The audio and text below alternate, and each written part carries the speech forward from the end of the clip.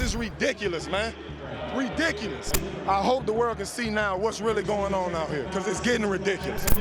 It's ridiculous. Today we're diving into one of the most tragic fall from grace stories in modern NBA history. We're talking about a dude who went from being arguably the most dominant center in the league to getting banned from Puerto Rico's basketball league for fighting fans in the stands. Yeah, you heard that right. DeMarcus Cousins, four-time All-Star, Olympic gold medalist, and the guy who once dropped 56 points in a single game is now making headlines for all the wrong reasons. In this video, we're gonna break down how DeMarcus Cousins went from putting up video game numbers to becoming basketball's ultimate cautionary tale. So before we get to the content, make sure you drop, like, subscribe, and turn on our notifications to get the latest NBA news to your device. And now that we got all that out of the way, cue the intro.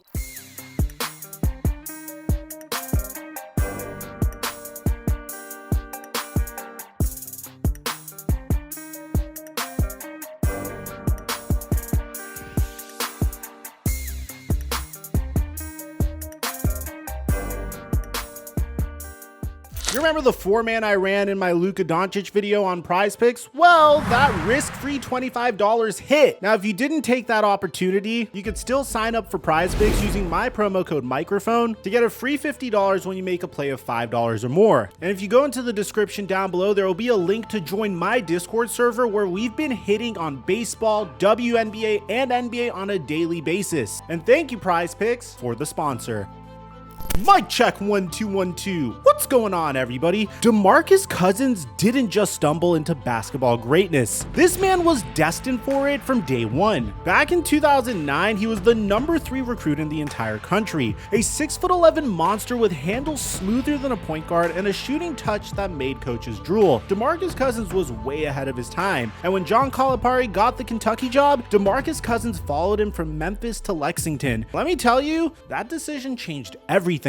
At Kentucky, Cousins wasn't just good, he was dominant, averaging 15 points and 9.8 rebounds while shooting nearly 56% from the field, all in just 23 minutes per game. Think about that efficiency for a second. This dude was getting buckets and boards while barely breaking a sweat. But here's where the story gets interesting. Even at Kentucky, there were warning signs. Cousins was incredibly talented, but he had this edge to him that made scouts nervous. Some called it motor concerns, others straight up questioned his character. DeMarcus Cousins should have been the number 2 overall pick in the 2010 NBA draft, following his teammate John Wall, and you could have even potentially pushed for number 1 overall pick, given how the NBA valued athletic bigs like him at the time. But due to the questions of his character, he fell all the way to number 5 in the 2010 NBA draft, and his career changed drastically as a result. Sacramento would take him with the number 5 overall pick, and at first it looked like highway robbery. Cousins' rookie season was pretty solid, 14 points and 8.6 rebounds, earning him first team all rookie honors, but it was what happened next that nobody saw coming. From 2014 to 2017, DeMarcus Cousins wasn't just an all-star. He was playing basketball on a completely different level than everyone else. We're talking about a center who averaged 27 points, 11 rebounds, and nearly 5 assists per game. Let me repeat that. A 270-pound center dishing out 5 assists per game. I know we're very used to Nikola Jokic doing that, but 5 assists per game from a center in 2010's basketball was unheard of at the time. The man was practically Magic Johnson, but was the size of Shaquille O'Neal. DeMarcus Cousins' usage rate during this period was absolutely insane. 35.8% in 2016, which was the highest ever recorded for a center in the shot clock era. For context, that means over a third of Sacramento's possessions ended with Cousins either taking a shot, turning the ball over, or getting to the free throw line, and somehow he was efficient with it. The numbers don't lie. Cousins was doing things that big men simply weren't supposed to do. He led all centers in drives with 253 in 2016, which was more than some point guards. He was pulling up from 3, running fast breaks, and making passes that you just wouldn't see from a center. This wasn't just a skilled big man, this was basketball evolution happening in real time. And then came that fateful day on January 25th, 2016, the night DeMarcus Cousins dropped 56 points against Charlotte in double overtime. He shot 21 of 30 from the field and was absolutely unconscious. The crazy part, Sacramento still lost the game. That right there tells you everything about Cousins' career. Individual brilliance surrounded by organizational chaos. During this peak period, Cousins made 4 straight All-Star games and earned 2 All-NBA second-team selections. He was in conversations with Anthony Davis and Marc Gasol as the best big man in the league. Hell, some nights he looked better than both of them. But here's what made Cousins special. He wasn't just putting up empty stats on a bad team. When he got traded to New Orleans and played alongside Anthony Davis before his injury, they were unstoppable. In their brief time together, the Pelicans looked like they could make noise in the playoffs. And that's when we realized what DeMarcus Cousins could have been with proper support. Sacramento was supposed to be Cousins' home, but it turned into basketball purgatory. In 7 seasons, this man played for 2 owners, 3 general managers, and 7 different head coaches. That's not player development, that's organizational malpractice. The dysfunction started early. In 2012, coach Paul Westphal literally sent Cousins home from a game saying he was unwilling to embrace traveling in the same direction as his team. 5 days later, Westphal was fired. That's when everyone realized that DeMarcus Cousins had more job security than his head coaches. But give Cousins credit. Despite the chaos, he kept improving. His numbers went from 14 points per game as a rookie to 24 points per game in his All-Star season. He broke franchise records, including Chris Webber's single-game scoring mark with that 56-point explosion. He became the first Kings All-Star since 2004 and brought excitement back to Sacramento basketball. The relationship with Sacramento fans was special too. Cousins donated $1 million to local families when he signed his extension. Every Christmas, he would take 100 underprivileged kids shopping, giving each kid $200 to buy presents for their families. And that's the side of Cousins that people really don't talk about enough. When he loved a place, he truly loved it. During All-Star Weekend in 2017, Sacramento traded their franchise player to New Orleans, and Cousins found out through social media while participating in All-Star events. Imagine learning you've been traded while you're supposed to be celebrating making the All-Star team. But New Orleans looked like the perfect fit. Pairing Cousins with Anthony Davis created the most talented front court in basketball in an era where most teams were focused on creating the best backcourt in basketball. Cousins was averaging 25.2 points, 12.9 rebounds, and 5.4 assists, career highs across the board. The Pelicans were gaining steam, looking like a playoff team with championship upside. And then, on January 26, 2018, one injury would change DeMarcus Cousins' life forever. DeMarcus Cousins was going for his own rebound after missing a free throw against Houston. One awkward landing, and suddenly the most dominant center in basketball was writhing in pain on the court. This video is tough to watch, but you can see the exact moment he realizes what happened. His season was over, his prime was robbed from him, and the trajectory of his entire career shifted in an instant as DeMarcus Cousins tore his Achilles tendon. And as a result, DeMarcus Cousins would do something that nobody would expect, signing with the Golden State Warriors for $5.3 million, a huge pay cut from the max contract that he would have gotten pre-injury. But that's desperation talking. After missing an entire year recovering from his Achilles tear, Cousins needed to prove he could still play at an elite level. And the Warriors experiment was pretty interesting. When healthy, Cousins gave Golden State another dimension they never had, a true setter who could score in the post and stretch the floor. He averaged 16 points and 8.2 rebounds in 30 games, looking like he might actually make it back. But then the basketball gods said not so fast. Cousins tore his quad muscle during the playoffs, missing most of Golden State's postseason run. Even when he returned for the finals, he clearly wasn't the same player. The Warriors lost to Toronto, and Cousins' championship dreams died with them. And here's where the story just gets really cruel. Cousins would then sign with the Los Angeles Lakers, ready to play alongside LeBron James and Anthony Davis. The trio of superstars looked unstoppable on paper. Cousins was motivated, healthy, and ready to contribute to a championship team. And then he tore his ACL in a pickup basketball game before the season even started. The Lakers waived DeMarcus Cousins and signed Markieff Morris instead. They would win a championship that year and gave Cousins a ring anyway. But think about how that must have felt, watching from the sidelines as his potential teammates celebrated the one thing that had always eluded him. What followed was painful to watch. Cousins bounced around the league like a journeyman. Reuniting with his Kentucky teammate John Wall in Houston briefly was kind of adorable, but then after that he would go to the Los Angeles Clippers, Milwaukee Bucks, and Denver Nuggets. But he wasn't the same player. The explosiveness was gone, the confidence shattered, the team's treating him like a spare part instead of a centerpiece. In Houston, he averaged 9.6 points. With the Clippers, it was 7.8. Milwaukee and Denver barely used him. This was a 4-time All-Star, getting DNPs in crucial games, watching younger, less talented players take his minutes. The fall from grace was complete. Now, before we talk about DeMarcus Cousins getting banned from basketball, we need to discuss his temper. This man accumulated 136 technical fouls fouls during his NBA career. 136! For context, that's about 12 technicals per season, which is absolutely insane for any player, let alone a star. The incident started early and never stopped. In 2012, he was suspended for confronting San Antonio broadcaster Sean Elliott after Elliott criticized him on air. Cousins literally waited after the game to approach Elliott, and the NBA called it threatening and hostile behavior. Then there was the Patrick Beverley punch, February of 2014. Cousins straight up punched Patrick Beverley in the stomach during a game. Not a basketball play, not accidental contact, a legitimate punch that got him suspended and fined $20,000. The coaching relationships were disasters. Paul Westphal lasted one season before getting fired, largely due to his conflicts with Cousins. George Karl tried to trade Cousins the moment he got to Sacramento, leading to a bitter feud that played out on social media. Cousins posted snake emojis targeting Karl, and years later they were still going at each other on Twitter. But the most telling incident happened in November of 2015. After a loss to San Antonio, Cousins stormed into the locker room and cursed out head coach George Karl with a torrent of obscenities. This wasn't a private disagreement, this was a full-blown meltdown in front of teammates, staff, and organization officials. The pattern was always the same: incredible talent, followed by behavioral issues, followed by organizational tension, followed by trades or coaching changes. It happened in Sacramento, New Orleans, though the injury did cut that short, and continued throughout his later career stops. After his final stint with Denver in 2022, DeMarcus Cousins officially gave up on returning to the league. In a February 2024 interview, he said, "I know I've had my time there. You know, there was a point where I was just trying to make that happen. But the place I'm in my life right now, just with everything I've got going on, just outside of basketball, like,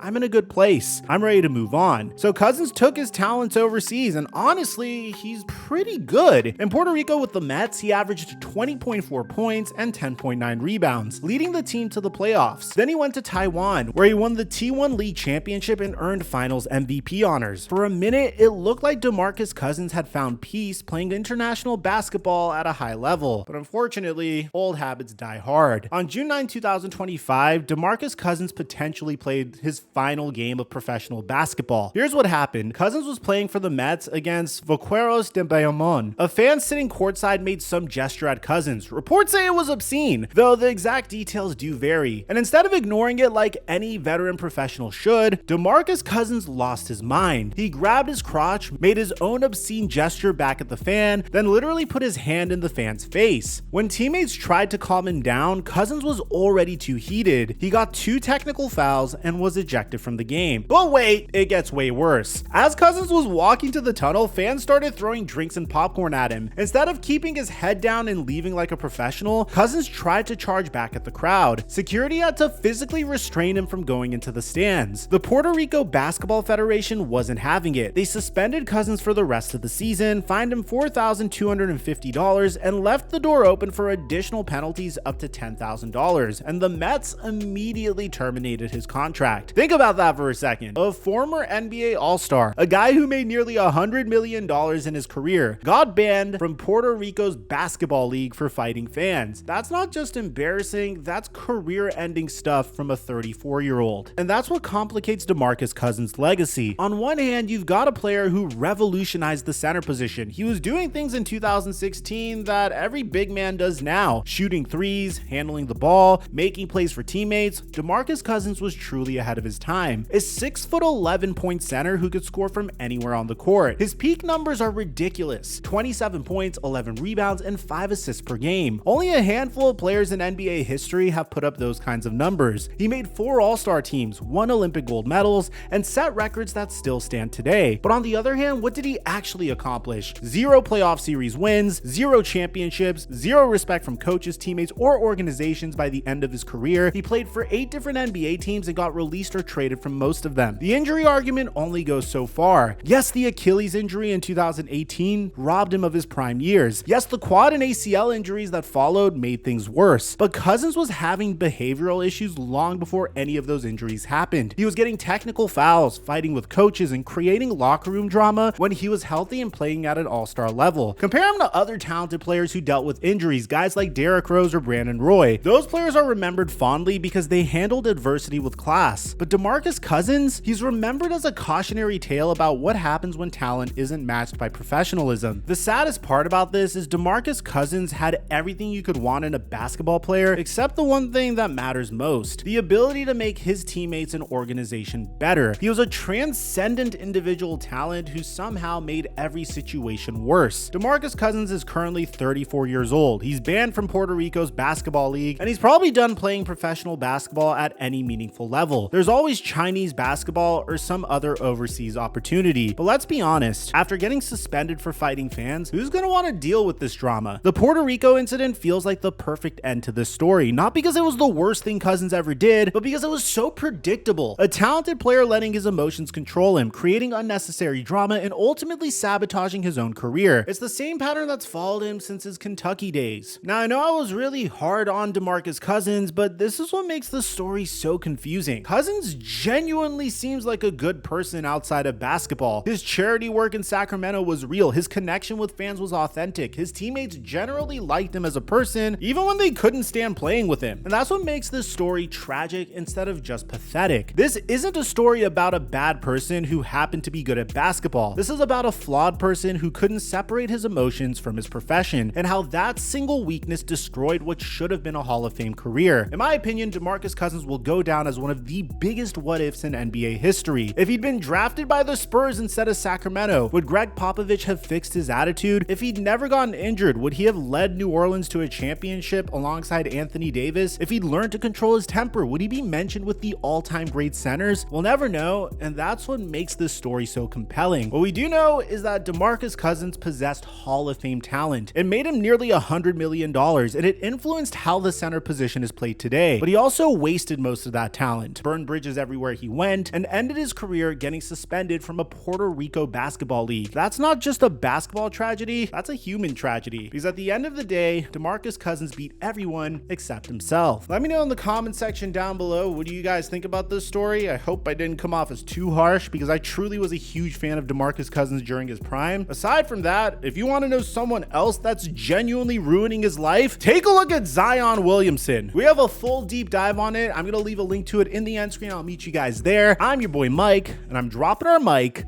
until our next upload.